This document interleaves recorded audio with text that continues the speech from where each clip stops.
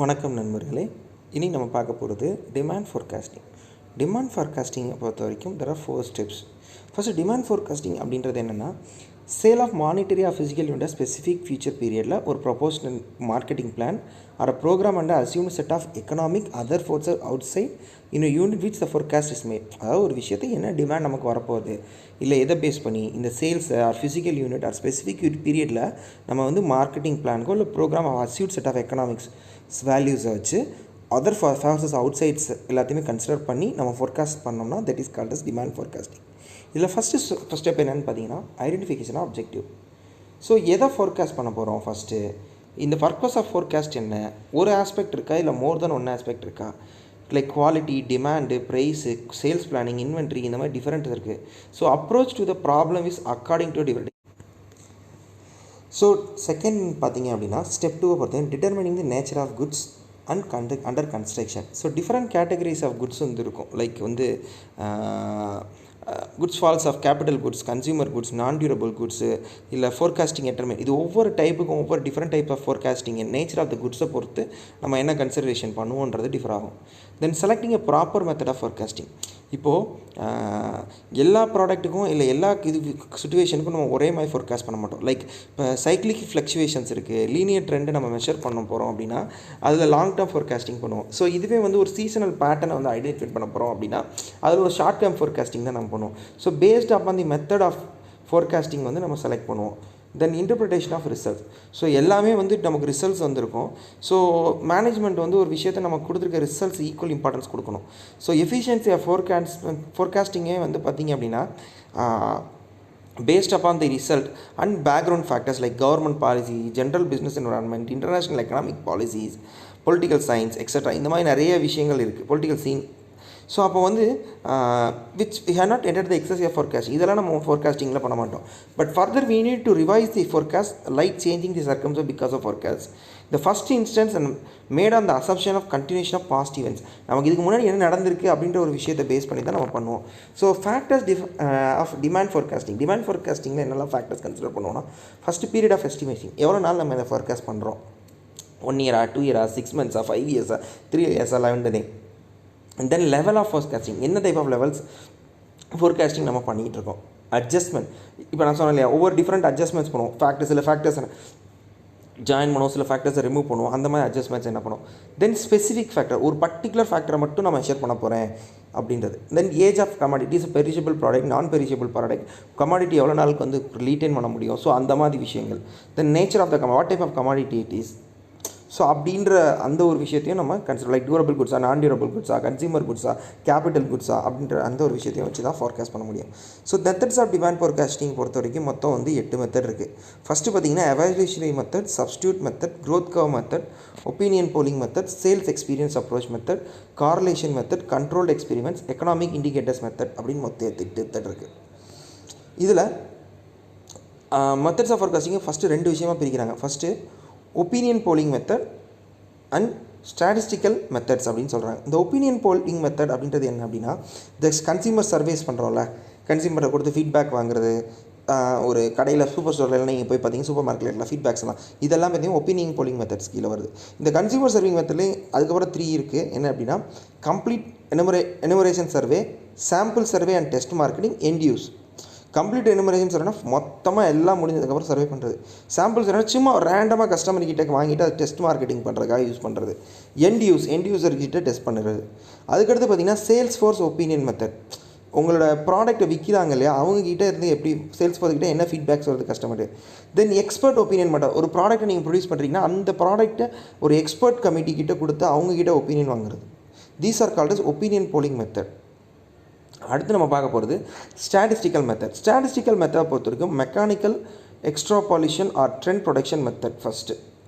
அடுத்து barometric techniques, regression method, stimulation equation, செம். இப்போ நம்ம ரொம்ப முக்கியமான மெத்தடில் ஸ்டாட்டிஸ்டிக்கில் நம்ம ரீசெண்டாக ரிசர்ச்சில் நம்ம அதிகமாக யூஸ் பண்ணுறது செம், ஸ்டிமுலேஷன் ஈக்குவேஷன் மெத்தட். இதில் பார்த்தீங்க அப்படின்னா இந்த மெக்கானிக்கல் ஆர் ட்ரெண்ட் ப்ரொடக்ஷன் மெத்தடில் ஃபர்தராக வந்து ஒரு 6 டைப்பாக பிரிக்கிறாங்க. Fitting trend line of observation, least square linear regression, time series analyse, moving average annual difference, MVA அப்படின்னு சொல்லுவாங்க, exponential smoothing, ARIMA method, so இதெல்லாம் ஸ்டாட்டிஸ்டிக்கல் மெத்தடில், மெக்கானிக்கல் எக்ஸ்ப்ளனேஷனாக ட்ரெண்ட் ப்ரொடக்ஷனில். அடுத்து பேராமெட்ரிக் டெக்னிக்ஸ்லையும் ரெண்டாக பிரிக்கிறாங்க. Leading, lagging, confidential indicators and diffusion indices. இதெல்லாம் தான் types of methods of forecasting. இது என்னெல்லாம் தெரிஞ்சுக்க வேண்டியதில்லை, இப்படி இருக்குது அப்படின்றத மட்டும் தெரிஞ்சுக்கோங்க. ஒன்று இது என்ன கேட்பாங்க அப்படின்னா, இந்த இதில் ஒருவேளை எக்ஸாமில் கேட்டாங்கன்னா ஒப்பீனியன் போல் மெத்தடா ஸ்டாட்டிஸ்டிக்கல் மெத்தடா, இல்லை 4 இதில் கொடுத்துட்டு இதில் இது ஒப்பீனியன் போலிங் மெத்தட் இல்லை, இதில் ஸ்டாட்டிஸ்டிக்கல் மெத்தட் இல்லை, இந்த மாதிரி தான் கேட்குறாங்க ஒழிஞ்சு டேரெக்டாலாம் கொஷின் கேட்குறது இல்லை. ஓகே, தென் இன்டிஃபரன்ஸ் கவ். இன்டிஃபரன்ஸ் கவ் அப்படின்றது பார்த்திங்கன்னா இது ஒரு எக்கனாமிக்ஸ் 2 பேர் சேர்ந்து டிஃபைன் பண்ணால் ஹிக்ஸ் அண்ட் ஆலன் அப்படின்றவங்க டிஃபைன் பண்ணுறாங்க. இதில் என்ன அப்படின்னா, assuming that ordinal measurement of utility readiness of goods is and relaxing the assumption of constant marginal utility of the money. The technique of indifference analysis has been developed. அதாவது என்னென்னா, assuming இது ordinal measure of utility, ஒரு சாதாரண நேரத்தில் அவங்களோட goods relatedness of குட்ஸை வந்து test பண்ணுறது. Assumes of constant margin of utility of money, அதை வந்து டெக்னிக் இந்த இன்டிஃபரன்ஸ் அனாலிசிஸ் வந்து டெவலப் பண்ணுறாங்க, இதை பேஸ் பண்ணி தான். ஓகே, இங்கே ஒரு எக்ஸாம்பிள் கொடுத்துருக்காங்க. இப்போ எக்ஸாம்பிள், ஒரு சிங்கிள் குட் இருக்குது, உங்கள் ஒரு இன்கம் வந்து ஒருத்தருக்கு வந்து 500 ரூபா இருக்குது. அவர் என்ன பண்ணுறாரு, அந்த கன்சியூமர் சாய்ஸ் வந்து என்டையர் பார்ட் ஆஃப் இன்கம் வந்து குட்ஸ் எக்ஸில் ஸ்பெண்ட் பண்ணுறாரு அப்படின்னா, அந்த கன்சியூமர் வந்து ஹேஸ் அ லெஸர் அமௌண்ட் அப்படின்னா அவர் என்ன பண்ணுவார், சம் மணியை சேவ் பண்ணணும்னு நினைப்பார். இந்த லிமிட் ஹி ஸ்பெண்ட்ஸ் நாட் ஃபுல்லாகவே வந்து எக்ஸ்ன்ற ப்ராடக்ட்டில் சென்ட் பண்ண மாட்டார். So join the combination of such combination of money and income goods X we can budget budget line. So அதை பேஸ் பண்ணி என்ன பண்ணால் 500 ரூபாய்க்கு வந்து எவ்வளோக்கு அவர் பொருள் வாங்க போகிறாரு, ஒரு பொருளோட விலை என்ன, அவர் அந்த பட்ஜெட் லைன் ஸ்பெண்ட் பண்ணுவாங்க. இஃப் எக்ஸோட ப்ரைஸ் வந்து குறைஞ்சிது அப்படின்னு வச்சுக்கோங்களேன். இப்போ எக்ஸாம்பிள் இந்த எக்ஸாம்பிளில் கொடுத்துருப்பாங்க, எக்ஸோட ப்ரைஸ் வந்து ஃபஸ்ட்டு வந்து 10 ரூபாய் இருந்தது, 6 ரூபாய், 7 ரூபாய் ஆச்சு, 5 ரூபாய், 5 ரூபாய் ஆச்சு. அப்போ டிமாண்ட் என்ன ஆகுது பாருங்கள், குறைஞ்சிக்கிட்டே வருதா. ஸோ இதுதான். So when price increases demand decreases. Okay, so இதுக்கு இங்கே போய்ட்டோம். ஸோ அந்த price of X decline budget shift words வந்து A1 B2. இங்கே பாருங்கள், இந்த ஃபஸ்ட் டயக்ராம் பார்த்தீங்கன்னா தெரியும், A1லேருந்து B2, sorry A1 B1, A2 B2, A3 B3 அப்படின்னு சொல்லி கொடுக்குறாங்க. அந்த ஷிஃப்ட் ஆஃப் பட்ஜெட் லைன், ப்ரைஸோட வேல்யூஸ் குறைய அந்த லைன் குறையுதா. ஓகே, அடுத்து பார்த்தீங்க அப்படின்னா, ஸோ இந்த இதில் பார்த்தீங்க அப்படின்னா பாயிண்ட் வந்து E1 E2 E3 அந்த பாயிண்ட்டை பார்த்திங்கன்னா அந்த லைனில் வந்து ட்ரா பண்ணுறாங்க, PCCன்னு சொல்கிறாங்க. இந்த லைன் ட்ரா பண்ணுற அந்த பாயிண்ட் E1 E2 E3 வந்து ஈக்லிபிரியம் பாயிண்ட் அப்படின்னு சொல்கிறாங்க. அதாவது என்ன அர்த்தம் அப்படின்னா, E1 கன்சியூமர் ப்ரைஸ் வந்து ப்ராடக்ட் வந்து 40 ரூபாய்க்கு வாங்குறாரு E1ல். அப்போ வந்து அவர்கிட்ட எவ்வளோ இருக்கும், 40 ரூபாய்க்கு வாங்கினார் அப்படின்னா 100 ரூபாய்க்கு 100 ரூபா மிச்சம் இருக்கும். அதே மாதிரி பார்த்திங்க அப்படின்னா 40 யூனிட்ஸ் வாங்குறாரு. அதே மாதிரி பார்த்திங்கன்னா சிமிலர் மேனர் 50 ரூபா ஆகுது, 50 யூனிட் வாங்குறாரு 7 ரூபா இருக்கும்போது. அடுத்து 60 யூனிட் வாங்குறாரு 5 ரூபா இருக்கும்போது. சரியா. ஸோ இப்போ இந்த மாதிரி கர்வ்ஸ் ஃபார்ம் ஆகுது இல்லையா. இந்த plot combination determine the price of good joining this point we get a demand curve. இந்த கர்வ் பாயிண்ட், இந்த கர்வ் தான் என்னென்னு சொல்கிறோம்னா டிமாண்ட் கர்வ் அப்படின்னு சொல்கிறோம். Okay, trend projection methods. இதில் பார்த்தீங்கன்னா ஏற்கனவே அங்கே type of method projection methods பார்த்தோம். இதில் வந்து ட்ரெண்ட் ப்ரொஜெக்ஷன் மெத்தட்ஸும் பார்த்திங்க அப்படின்னா ஒரு 5 டைப்பாக இருக்குது. அங்கே 2 டைப்பு, இங்கே 5 டைப்பு. ட்ரெண்ட் ப்ரொஜெக்ஷன் மெத்தட்ஸை பொறுத்த வரைக்கும் 5 டைப். ஃபஸ்ட்டு வந்து graphic, statistical, algebraical, smoothing techniques, ARIMA technique. இதில் ஸ்டாட்டிஸ்டிக்கல் மெத்தடில் அடுத்து ஃபர்தர் என்ன சொல்கிறாங்க, செமி ஆவரேஜஸ்ன்ற மெத்தடில் சொல்கிறாங்க. அல்ஜிப்ரிக்கல் மெத்தட், லீ ஸ்கொயர் மெத்தடில் straight line, parabolic, logarithmic and exponential methods. Smoothing டெக்னிக்ஸில் moving average method, exponential smoothing. இதெல்லாமே ஸ்டாட்டிஸ்டிக்ஸில் படிச்சிருப்பீங்க. ஸோ என்னென்னு நம்ம சொல்ல வேண்டியதில்லை, இந்த மெத்தட்ஸ் இருக்குன்றதை மட்டும் நீங்கள் தெரிஞ்சிட்டா போதும். Okay, then production function.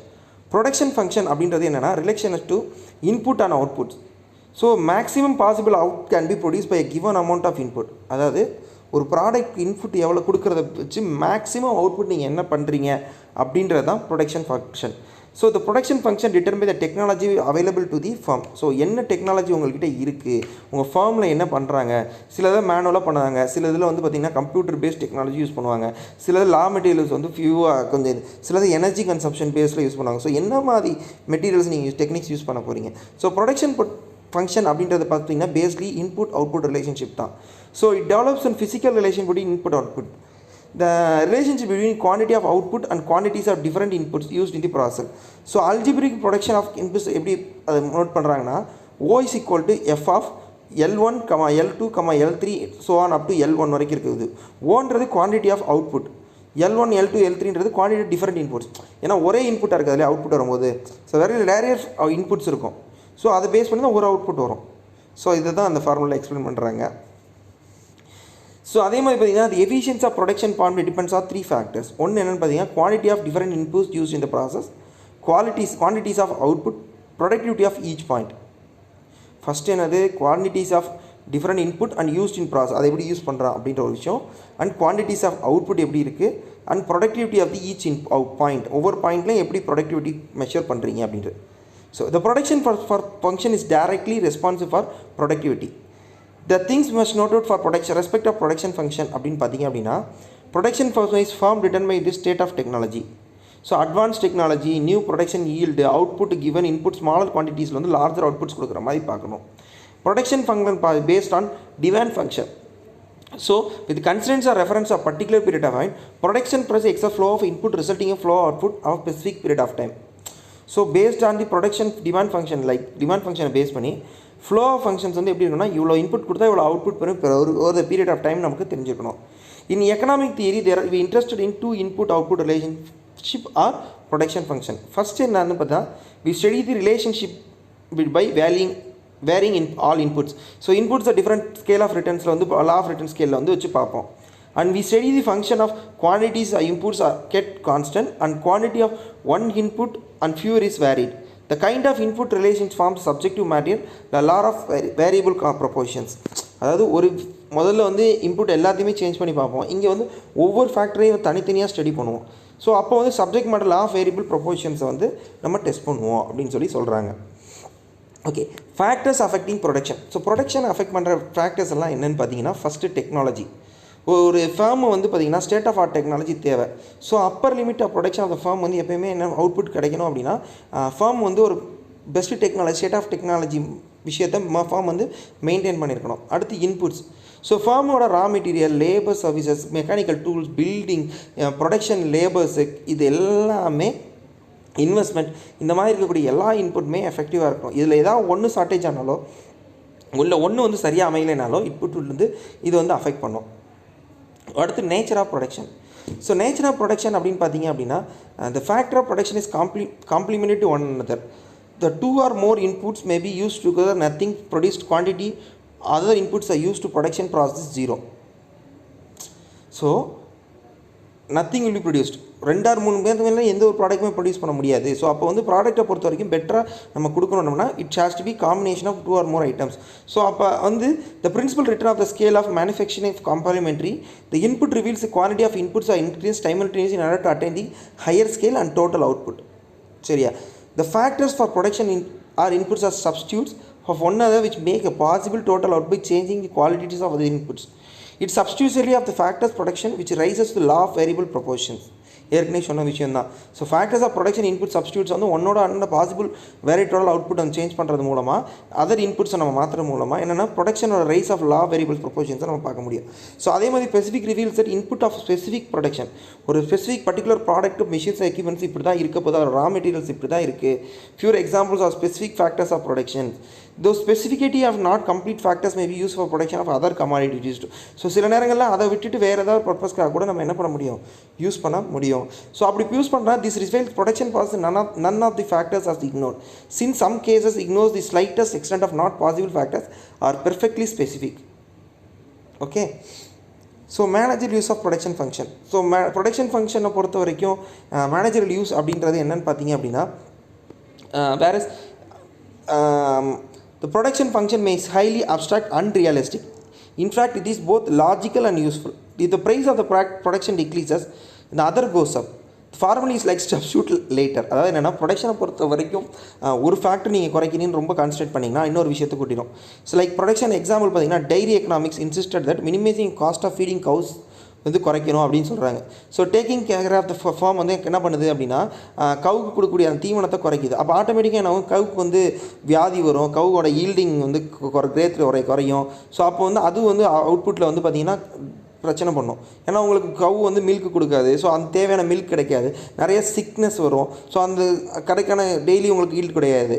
So அப்போ ஒன்று குறைக்கும் போது இன்னொரு ஒன்று ஆட்டோமேட்டிக்காக கூடுறதுக்கு சான்சஸ் இருக்குது அப்படின்றது தான் இங்கே எக்ஸ்பிளைன் பண்ணியிருக்காங்க. Then types of production function. Okay, so இதோட இன்றைக்கி வீடியோ முடிக்கிறோம். மீண்டும் உங்களை நாளை வேறு ஒரு டாப்பிக்கோடு சந்திக்கிறேன். அதுவரை உங்களோட விடைப்பது உங்கள் வினித் முத்துகிருஷ்ணன். நன்றி, வணக்கம். இதுவரைக்கும் நம்ம சேனலை சப்ஸ்கிரைப் பண்ணுங்கள், கமெண்ட் பண்ணுங்கள், ஷேர் பண்ணுங்கள்.